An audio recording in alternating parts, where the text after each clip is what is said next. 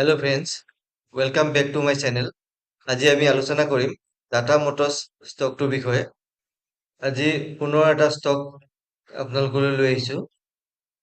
আজি Tata Motors limited ষ্টকটো analysis কৰিম, গতিকে ভিডিঅ'টি ভালদৰে চাই থাকিব। মই পুনৰ আকৌ কওঁ যে এইটো মোৰ কোনো ষ্টক ৰিকমেণ্ডেশ্যন নহয়।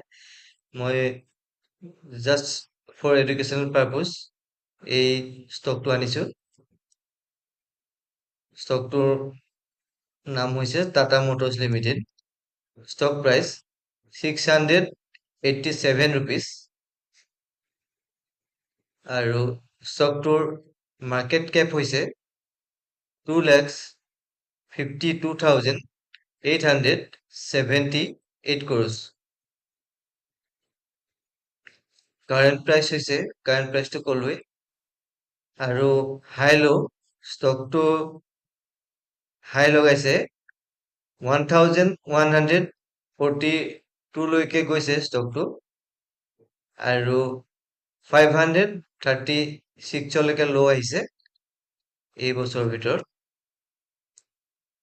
আৰু ষ্টক পি হৈছে price to earning ratio' 11.7, book value 315, আৰু ষ্টকটোৰ ডিভিডেণ্ড ইল্ড হৈছে 0.87%, আৰু CE 20%, ROE return on equity 28.1%, face value হৈছে 2।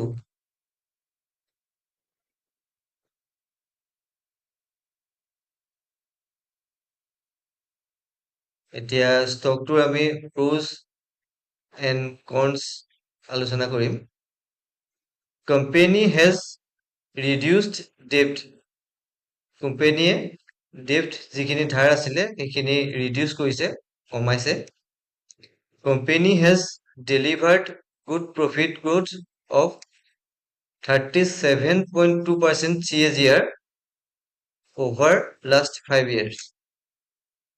Company has a good return on equity ROE track record 3 years, ROE হৈছে 29.8%, আৰু cons হৈছে promoter holding has decreased over last 3 years minus 3.83%.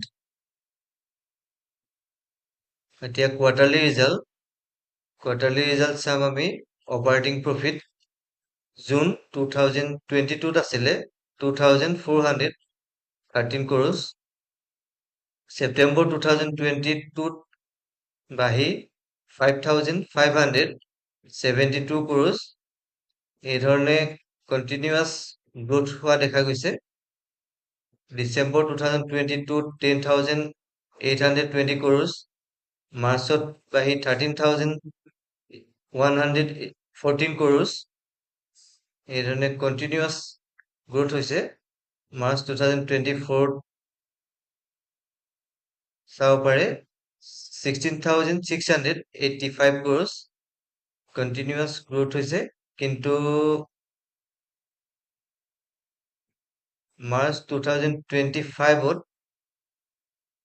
16,818 crores, কিন্তু June 2025 অলপ কমিছে 10,224 crores। এতিয়া profit before tax দিয়াৰ পিছত কিমান প্ৰফিট হৈছে।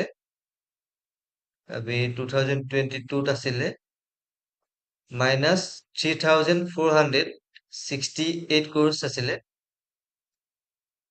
বৰ্তমান প্লাছলৈ আহিছে। জুন 2025 এইটো 5,561 crores হৈছে, কিন্তু মাৰ্চতো বহুত বেছি আছিলে 16,818 crores আছিলে। এতিয়া জুনত অলপ কমিছে। নেট প্ৰফিট আছিলে জুন 2022 minus 4,951 crores আছিলে, মাইনাছত আছিলে, কিন্তু বৰ্তমান 25ত 5 মাৰ্চত প্লাছলৈ আহিলে 4,003 crores প্ৰফিট হৈছে আৰু কণ্টিনিউৱাছ প্ৰফিট গ্ৰোথ হৈছে। কণ্টিনিউৱাছ যদি চোৱা হয়, কণ্টিনিউৱাছ গ্ৰোথ হৈছে মাইনাছ 898 crores, তাৰপিছতে প্লাছলৈ আহিছে ডিচেম্বৰ 22ৰ পৰা প্লাছলৈ আহিছে এইটো 3,043 crores, 5,496 crores। তাৰ পিছৰ বছৰত অলপ কমিছে, জুন 2023ত অলপ কমিছে, কিন্তু কণ্টিনিউৱাছ গ্ৰোথ আছে। এইটো 17,528 crores আছিলে মাৰ্চ 2024ত। তাৰ তুলনাত এতিয়া জুন 2025ত কিছু কমিছে, 4,003 crores হৈছেগৈ নেট প্ৰফিট।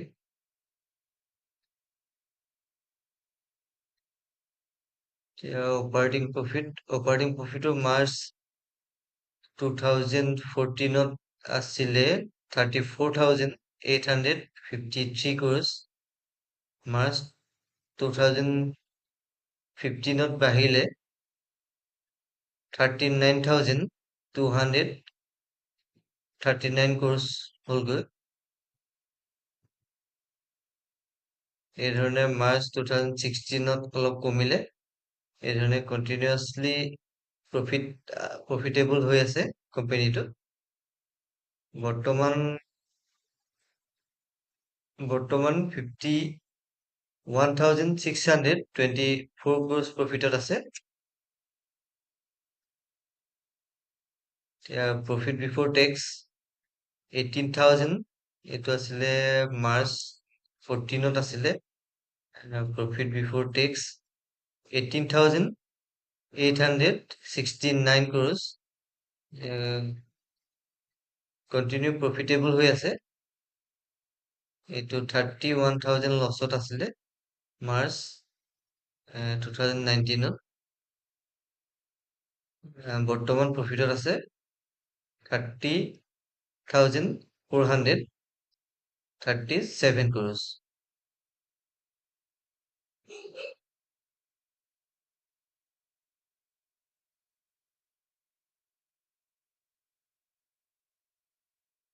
এতিয়া নেট প্ৰফিট 14,050 crores আৰু নেট প্ৰফিটো বাঢ়িছে 21,494 crores। এতিয়া বেলেঞ্চ শ্বীট চাম। টোটেল লাইবিলিটিজ এইটো আছিলে মাৰ্চ 2014ত। টোটেল লাইবিলিটিজ আছিলে 2,18,426 crores। এইটো কণ্টিনিউৱাছলি বাঢ়ি আছে। বৰ্তমান লাইবিলিটিজ হৈছে 3,76,973 crores আৰু টোটেল এছেট মাৰ্চ 2014ত আছে 2,18,426 crores। টোটেল এছেট কণ্টিনিউ বাঢ়িছে, কিন্তু বৰ্তমান আছে 3,76,973 crores। Cash flow, net cash flow আছিলে মাৰ্চ 2014ত আছিলে 4,277 crores, মাৰ্চ 15ত 4,500 crores, মাৰ্চ 16ত মাইনাছ হ'ল -2,589 crores, 17তো মাইনাছত আছে, 18ত প্লাছলৈ আহিলে, বৰ্তমান মাইনাছত আছে। মাৰ্চ 2024ত 8,128 crores আছিলে কেছ ফ্লো, কিন্তু বৰ্তমান মাৰ্চ 2025ত মাইনাছত আছে কেছ ফ্লো, -5,666 crores। এতিয়া শ্বেয়াৰ হোল্ডিং পেটাৰ্ণ চাম আমি। Share holding pattern, promoter holding September 2022 আছিলে 46.40%। ডিচেম্বৰত অলপ কমালে 46.39%। 46.39% আছিলে ছেপ্টেম্বৰত 2023 অলপ কমালে, বৰ্তমান আছে 42.57%। জুন 2025। FIS হোল্ডিং আছিলে ছেপ্টেম্বৰ 2022 আছিলে 14.13%। বৰ্তমান FIS হোল্ডিং বহাইছে 17.17%। DIS ডমেষ্টিক ইনভেষ্টৰ 14.75% আছিলে, বৰ্তমান 16.93% আছে। DIS বহালে গভৰ্ণমেণ্টে 0.14% আছিলে, গভৰ্ণমেণ্ট ষ্টেক অলপ বাঢ়িলে 0.31% ষ্টেক আছে বৰ্তমান গভৰ্ণমেণ্টৰ ওচৰত। আৰু পাব্লিকৰ ওচৰত আছে ছেপ্টেম্বৰ 2022 আছিলে 24.58%। আৰু বৰ্তমান জুন 2025 আছে 23.01%। পাব্লিকে অলপ কমালে ষ্টেক। গতিকে এয়াই আছিল ফাণ্ডামেণ্টেলছ। এতিয়া আমি টেকনিকেলছ চাম। এতিয়া আমি আলোচনা কৰিম টেকনিকেলছৰ বিষয়ে। এয়া টাটা মটৰ্ছৰ চাৰ্ট, এইটো ডেইলি চাৰ্ট পেটাৰ্ণ, ডেইলি এইটো EMA লগাই থোৱা আছে 44 EMA। 44 EMA ওপৰত ট্ৰেড কৰি আছে, এয়া দেখিছে 44 EMA তলত আছিলে। 44 EMA যেতিয়া ওপৰলৈ গ'ল তেতিয়া ষ্টকটো ওপৰলৈ গৈছে। এতিয়া এই কেইদিনমান ষ্টকটো তললৈ আহিছে, তথাপি 44 EMA যিহেতু তললৈ নহাকৈ পুনৰ এটা গ্ৰীণ কেণ্ডেল বনাই ওপৰলৈ যাবলৈ লৈছে, গতিকে ইয়াত আমি পজিশ্যন বনাব পাৰোঁ।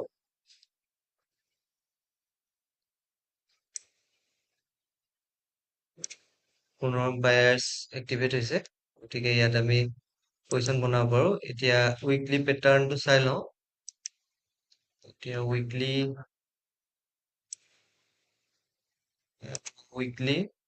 উইকলিটো ওপৰলৈ গৈ যিহেতু তললৈ আহিছে, তললৈ গৈ পুনৰ ওপৰলৈ গতি কৰিছে। উইকলিটো দেখিছে পুনৰ ওপৰলৈ গতি কৰিবলৈ লৈছে। এতিয়া আমি ইয়াত পজিশ্যন বনাব পাৰোঁ। এইটো EMA তলত আছে, কিন্তু EMA ওপৰলৈ যাবলৈ লৈছে, গতিকে EMA ওপৰলৈ গ'লে আমি পুনৰ ইয়াত পজিশ্যন বনাব পাৰিম। ডেইলি পেটাৰ্ণ চালে ডেইলি পেটাৰ্ণত বনাব পৰা হৈছে পজিশ্যন।